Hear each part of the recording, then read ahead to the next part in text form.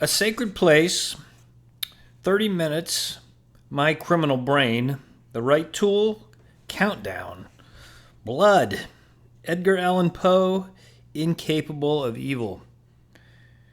Behind our house stood a small, neatly kept single-car garage. The smell in there was a complicated bouquet of masculinity. The sense of dirt, paint thinner, grass, rubber, wood, and gasoline were all present. I loved that smell, and it was so quiet in there. Even with the big sliding wooden door open, the murmur of cars passing on the street and neighborhood dogs barking seemed remote. When the door was shut, it was so quiet you noticed it. You listened to it as if silence was a sound itself. Light slanted in the dust-coated opaque windows, illuminating the dust motes that floated about in a sleepy, magical way. It was a magical place. When I was a kid, I used to go in there when I was in need. If I was lonely or bored, if I was angry or sad. I knew if I just went in there and sat for a while, things would change. I never went back in there in that way after what I did to defile that sacred place that Tuesday afternoon. On that day, I ruined it. After hurrying home from practice, I had 30 minutes to execute my plan. "Mom! Dad!" I shouted up the steps of our house. The cars were gone. Nobody seemed to be home. I had to be sure. "Hello?" Luckily, Hyder had agreed to help Popeye with some math homework. I'd left the two of them down in the locker room, still in their stinky sweats, so a book open between them. Hyder was taken care of, so was Coach. Just after our run that day, I visited him in his office. "What am I doing?" asked Coach as he wrote a note to himself on his desk. "Got an idea for next week's lecture. I'm just getting it down here." He added about 4 exclamation points to his note and then threw it in his desk drawer.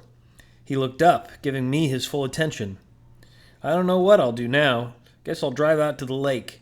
Get a little run in myself." "Just you?" Coach laughed.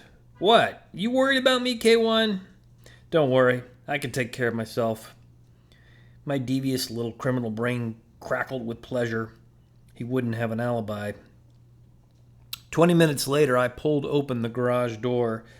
The air seemed filled with electricity. The familiar smell of the place filled my nose.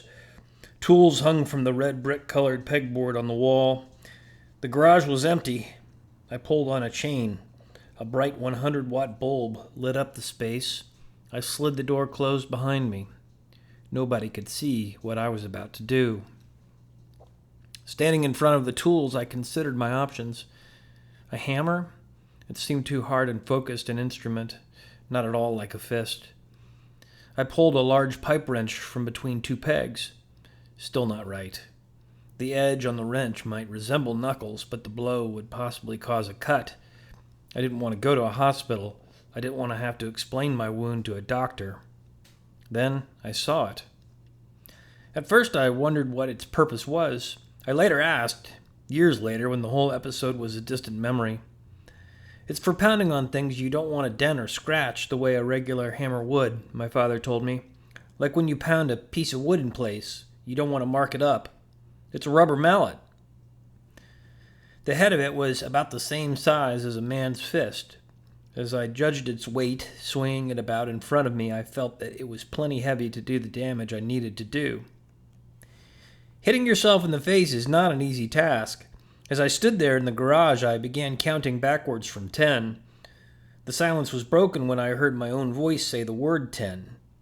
I knew when I got to 0, I would bring the mallet head hard to my eye. 9 and 8 panicked me. 7 got me under control. 6, 5, and 4, I said loudly and slowly, my conviction growing. 3, and I found myself angry. 2, and I was certain I was doing the right thing. 1, I was truly committed. I never said 0. As I sat in my garage on a little wooden stool, blood dripped from my eye onto the dusty concrete. Leaning slightly one way or the other, I directed the drips of red and watched as 2 dots became one larger dot, as a third joined them. For 20 minutes at least, I sat and silently created patterns with my blood on that concrete floor. It was the behavior of a madman, some psycho straight out of Edgar Allan Poe. Nobody saw that madness in me, though. Everyone believed me.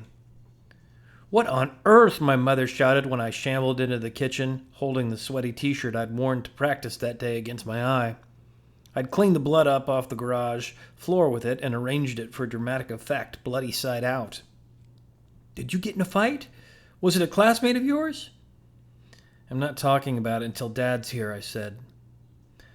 When he and Hyder arrived, I told my tale. We were alone in his office after practice. I asked him not to cuss so much. He became enraged and punched me in the eye. "He called me bad names when he did it," I moaned. My mother was near tears, my father's fist tightly clenched. Hyder's face expressed utter confusion. "I don't get it," he said. "It just doesn't seem like him." He looked at me. "You ask him not to cuss so much? Why'd you ask him that? You love it when he cusses." "Look at my eye," I shouted, removing the clean rag my mother had given me, revealing an ugly purple bump. The rubber mallet had been the right choice. "I see it," said Hyder. "I'm just saying, it doesn't seem like something Coach would do." "Well, he did. I didn't do this to myself." I wished as soon as I'd said them that I could take those words back, but nobody heard them the way I feared they would. The bottom line was that I was a kid, and I took advantage of that. Being just a kid, a bluebird freshman, nobody believed I had it in me to make up such a vile, malicious lie. Kids are innocent, incapable of evil. That was the myth I relied upon. "You'll have to be there, son," said Dad after hanging up the phone following his conversation with Dr. Billings, the principal. "We're going to meet with your coach and principal tomorrow afternoon. You'll have to be brave about it. Everyone's got to know the truth." I had no idea how hard it would be.